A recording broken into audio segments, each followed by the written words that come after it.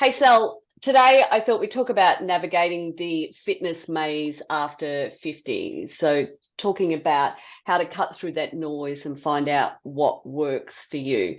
Because I know that you can definitely feel lost. And I know this for myself personally. When I started exercising in my 40s, it was like, what do I do? Do I strength train? Do I go to classes? What's going to work for me? What type of things do I actually need that are going to support me right now and in the future? And so I just think that a lot of us can feel like this. Would you agree? Absolutely. Yeah, just get particularly with social media, we can get bombarded with seeing lots of different messages, and so it's like, oh, I just don't know which way to turn. And Yeah. so it's like, what is the best workout for me? What's going to be the best diet if you're a dieter, and what are the best wellness tricks and hacks? And so we're looking for all those, I suppose, short-term solutions as well too. And so I thought, let's talk about exploring this overload dilemma. Yeah. Yeah. So here's what I want to do. I want you to picture this. You're sitting at your desk. You've got fitness magazines sitting there. You've got diet books. You've got open tabs all over your computer. You've got workout plans there, and you've got nutrition advice, and you're just going, what am I supposed to do? And I think that generally we're going to be paralyzed, right? Yeah. Or you're heading to the fridge and just getting a chocolate. I love it. Oh, yeah, hang on a minute. I'm eating a bag of chips while I'm reading the fitness magazine. Yeah. Been there, done that. So I think it's really important to find that one thing that's important to us. So Yeah. there is a book called The One Thing, and it's about looking for that one thing that's going to make everything else easier or help us identify the things that are unnecessary. So, Hmm. how we apply the one thing to fitness is firstly reflect on our goals. And I know there's an eye roll right now. It's like, oh, is she talking about goals all over Goals, again? goals, goals, Goals, goals. goals, goals. The second thing is to identify those key activities and then to choose your one thing. So it's a three-step process. So it's pretty easy. Reflect Hmm. on what you want, identify those key activities, and then find that one thing. So let's talk about, how do you go about reflecting on your goals? Do you want to kick us off? Yeah, you've got to dig deep with this one. And I think this is what a lot of people have trouble with. They go to the default of, I want to lose weight, I want to look good. Mm-hmm. And they don't really dig deep into what that why is, because your why is going to get you your goal. Yeah. And your why needs to be very specific, Yes, it does. because, you can say, I want to lose weight. That's great. How are you going to do that? Yes. How much do you want to lose? Why do you want to lose weight? I Yep. think that's a very important one. We know that with weight gain, there comes not only health issues as Mm. far as preventative diseases, but you get those, achy joints Oh, absolutely. in your pain. You can start walking differently because it's getting harder to walk. Mm. So yeah, your goal needs to be, you need to be digging deep. Yeah, and so I like the fact that you mentioned the achy joints or the like. So maybe that fitness goal for you is that you want to be able to exercise to reduce your aches and pains, because you know that exercise, so all the research that you've been busy doing, all the research tells you that, but there could be that fear of taking that step, Yeah. going, am I going to aggravate those aches and pains more by exercising. And that's where you then want to think about, well, I really need to get the support and the help and know that I'm working with somebody who is able to identify and relate to this situation that I'm in and be able to support me so that I don't aggravate it. And that's where a fitness coach is definitely invaluable. And I think too, I think you have to be very conscious of not just grabbing any fitness coach. No. I think when you're getting a fitness coach, it's very important to, you're doing this research, to head to those sites that are aligned with what you're looking for. Yeah, absolutely. Absolutely. So aches and pains could be one of the reasons, one of the goals. I want to reduce the aches and pains. Or maybe one of the goals is I don't want to be on medication. So I want to prevent those preventable health diseases that you mentioned as well too. Or maybe it's I want to have the energy to play with my grandkids, or I want to be fit and strong to hike a mountain or get out in nature or go kayaking or play golf with my husband or whatever it happens to be. So, or it could be as simple as, and this is not simple, maintaining my independence. Yeah. Yeah. So, and that's a big one. And independence isn't just living at home. I think the big one with independence is keeping your driver's license. yes, because that gives you your independence. yes, And as we age, and we are having those aches and pains and issues, it could be that, it's looking like, I'm sitting in my car and I can't turn around to reverse. yeah, okay. That reminds me of a story that my mum told me yesterday, and it was something that she watched on TV. It was a show about how well people could drive, and they got a 90-year-old, 90-plus-year-old, someone in their mid-age, and someone who was relatively new to driving, and then they put them through one of those obstacle courses, wet road surfaces and gravel and all that type of stuff. And do you know who came out the winner? The 90-year-old. Yeah, they did. So I had a bit of a chuckle about that, that the 90-year-old. And I said, well, if you think about it, back in the day when you and I first learned to drive cars, as an example, there was no automatic steering. They were like driving tanks, and if you wanted to wind down the window, you had to manually do that. So there was a lot more going on. You had to be a lot more alert. Even if you wanted to go back in first, you had to actually stop to get into first because there was no synchro in first. Yeah. And there was just, so much to driving a car. It was so much harder. Power steering was an extra optional that you had to pay for. Yeah, exactly. Whereas now it's just the and default, you were fancy if you had power steering. Oh, absolutely. I didn't have any of that. Even my little tiny Mini, my very first car, it was like driving a tank, Oh dear. So the first thing is, let's identify that goal. Okay, then the next part of it is identify those key activities. So which exercises or which habits are going to directly contribute to that goal that you have. So let's talk about the reducing pain as the example that you gave us, Sel. How do you think, what type of exercises do you think you might go down, or what type of, routines or habits?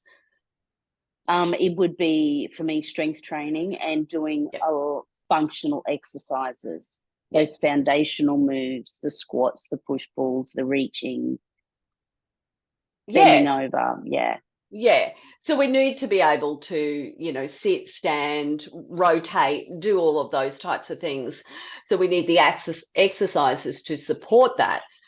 As far as the aches and pains are concerned, firstly, I think we need to know exactly what we're dealing with. If it is arthritis, as an example, then, you know, it's probably best to start very slow, use the 2-hour rule. If I'm in severe pain afterwards, then I know that I've gone too much. So I need to pull that back a little bit. Don't give it up.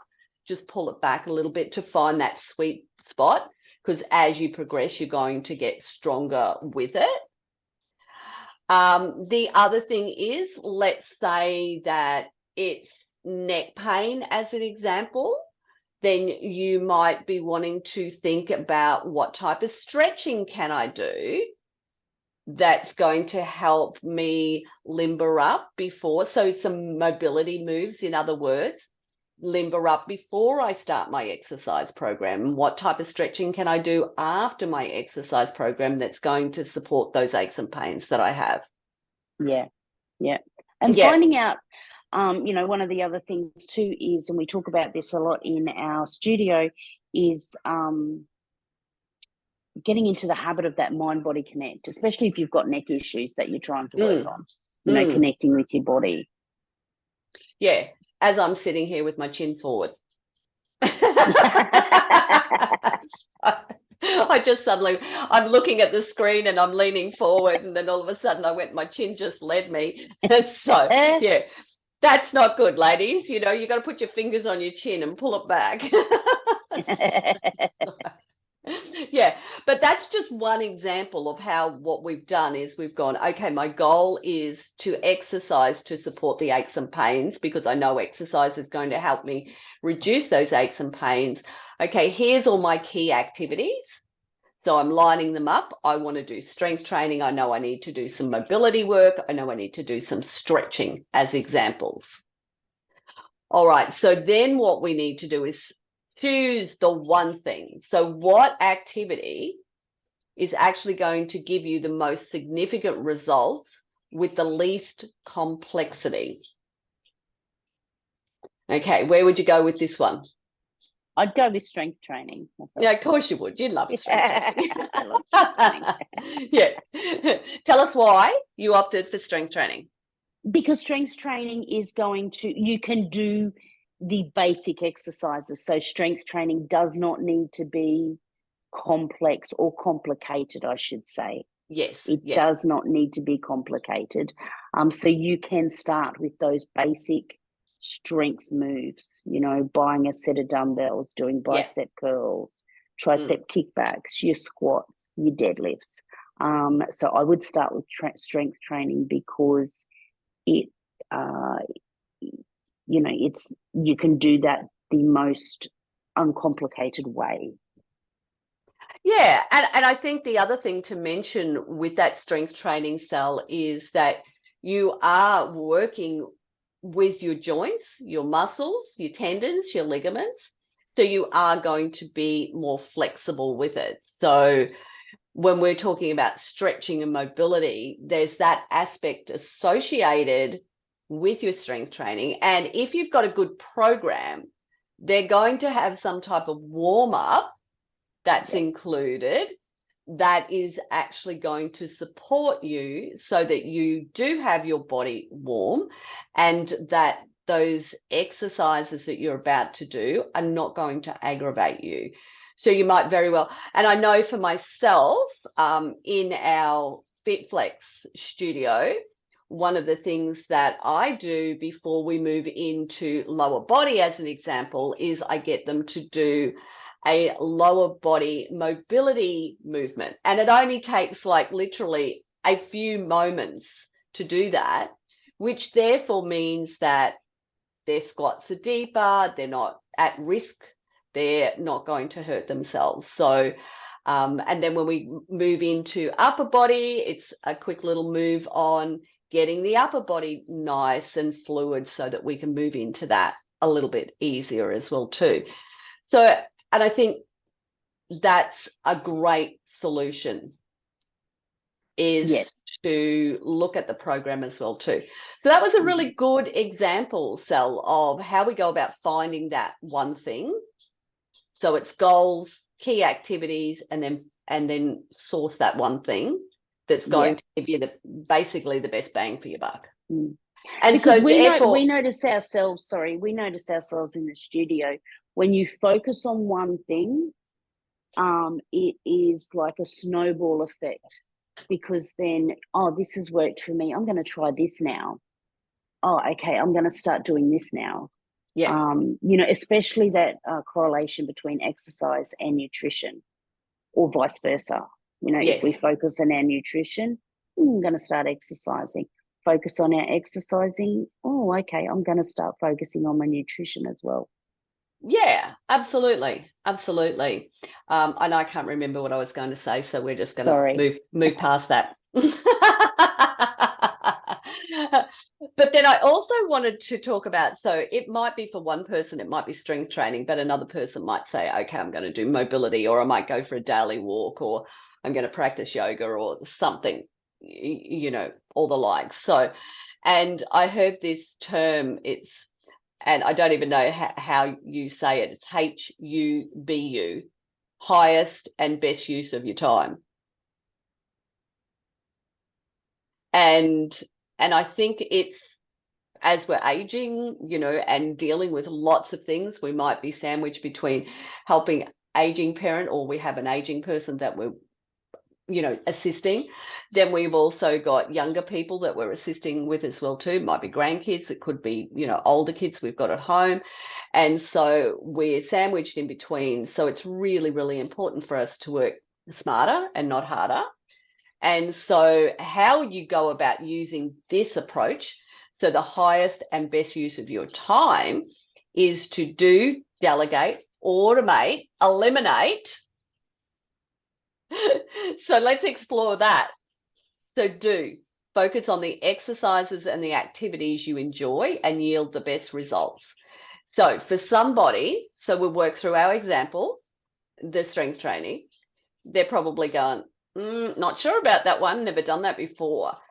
How do you think that you'd end up making strength training something that you enjoy? Because we know it's going to give you the best results, and we know it's going to give you the best results for the specific goal that we're talking about. So how might we do that? What do you think, Sel? I think you've got to find a strength program that it can be trial and error. Yeah, okay. Trial and error. You might try one strength program, go, no, I don't like that. But you don't want that to put you off, because there might be another strength program that you go, yeah, you know what, I like that. Because we as trainers know that you can do a strength program all different ways. Oh, yeah, absolutely. It does not have to be the default of 12 reps, 4 sets, and you're done on that exercise. You can do them all different ways. So I think it's very important for trial and error. Yeah. Don't just give up after that first one where you go, you know what, this isn't for me, I don't like it. Because it might be something different. It might be that program done in a different way might be what you like. I can't even speak this morning. Yeah. And I think also coming back to those foundations, Sel, in that workout as well too. So I think that's really, really important. And what you find is the more consistent you become at it, and the greater you are aware of how your body's moving as you're doing that, you will start to see changes. You really have to stick at something for at least 4 weeks. And we've seen this in the studio, and I've seen it personally for myself over the last 4 weeks, the changes that have happened with this particular workout that we've been doing this week. But it hasn't been exactly the same. We've been doing it in different ways, because that then prevents the boredom, even though the exercises are the same. Yeah. Yeah. And that is so important, what you said, that you have to be doing something for at least 4 weeks to see some sort of change. What is that saying? You'll notice it in 4 weeks, or you'll notice the difference in 4 weeks. The saying. The 4 weeks, 8 weeks, 12 weeks saying. It's 12 weeks, yes. So it's so important not just to give up after the first go. Yeah, absolutely.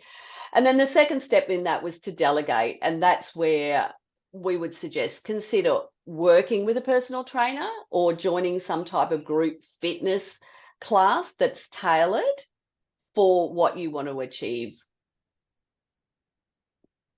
Yes. Then the next part of it is to automate, which is using technology to your advantage. So using apps for tracking your workouts or your meal planning or guided meditations, whatever that one thing is for you. I think that's really important as well too. And I look at, our girls are legends really, Sal, aren't they? Yeah. I've gone, okay, we're putting in a new system. They just cruise through it, and they go, yeah, okay. Yeah. And they just deal with it. And, and some of our ladies, a lot of our ladies are in their 70s and 80s. They've been with us for 20 years. Yeah. And so they value exercise, but they also value learning new things. Yeah. And there's so many apps out there these days for anything and everything. Oh, absolutely. Yeah. So and a lot of the apps, like, because we are talking about fitness and movement and that sort of thing, a lot of the apps have the tracking capabilities, but they also have workouts in them. Oh, And totally. how-to videos on how to do exercises and what exercises to do, and Yeah. those sort of things. Yeah. Yeah. And apps are great for that type of thing, but really just working with a coach, particularly if you're concerned or you're just starting out and you want to get the results, and you want to not put yourself at risk. I think it's really important to get a coach or to do some online work with somebody who's going to be able to watch you and do things. Yeah, it's Definitely. exactly. And then the last part of that cell was to eliminate. So uncomplicated routines, get rid of fad diets, So when we talk about uncomplicated routines, we specialize in the Fitness Foundation. So we are all about the basics, because you can make the basics pretty fancy as you get better at them. Yeah. Yeah. Yeah. Yeah. But sometimes we undervalue the basics because we think, oh, that's going to be boring, but it's not. When I think about myself, let's say doing a front squat as an example, because I have degeneration in my spine, as I'm doing it, I'm really having to think about how I'm doing that exercise, whether I've got my core in brace, because you're basically front loaded with that. And if I don't, then I'm going to hurt my back. And then I'm going to be going, I've got a sore back. I've got a sore back. Whereas what I'm doing there is, I've noticed that I'm like, I can do squats just like my grandkids, the little tiny ones that can get right down with their bottom, almost at the ground. So that's pretty impressive, because I wasn't able to do that. Yeah. And that's just through consistency and eliminating all of the rest of the noise around it and just focusing and staying connected with it. Yeah. And this is where you throw away and get rid of your social media or delete the 57 fitness trainers that you are following that all have a different answer for you. And it's, throwing away not throwing away your exercise books, but all the different books that you might be reading. And we were just talking about those apps. Write your program out yourself. Get a notebook, get a little notebook and write your program out yourself. And that is uncomplicating it. You know what you're doing for the next 4 weeks. Well, here we have it. Yeah. So these are my exercises for the next 4 weeks. I've actually planned out July because it's not that far ahead. So I know what I'm going to be doing. And format will be different, but I know the exercises I'm going to be doing. And I know that it covers off all of those things that I need to cover off. so that it keeps me moving really well, Yes. so that I can do life the way I want to do life. Yes. So, Sal, any final thought for you? Remember, go in it as a beginning. As a beginner, and it doesn't matter because, doesn't matter if you're over 40, over 50, whatever. Your fitness routines are going to be different to when we were 20. Yeah. They're going to be different to when we were 30. I'm 50 now. It's different to what I was doing in my 40s. So go with that flow and always go in as a beginner. Yeah, absolutely. As you always say, keep learning. Yeah, keep learning all the time. I'm going to finish up with embracing the journey. Okay. Not that keen on the journey word, but it is a journey. But fitness after 50 isn't about achieving a perfect body or competing with your younger self or wishing. It's about feeling good, staying independent, and enjoying life to the fullest. So I think it's important that we're patient with ourselves and we celebrate those small victories along the way. And that comes with being aware of where we are now and then where we are in 4 weeks' time. Yeah. And then I really want to just put it out there and say to everybody, we would love for you to choose your one thing and commit to it for the next 4 weeks.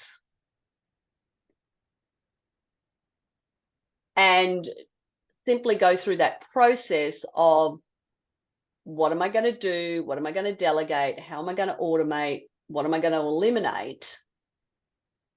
So that you can achieve those goals that you want to achieve. And don't be afraid to put that in the comments on this chat, and in 4 weeks' time, come back and tell us how you went.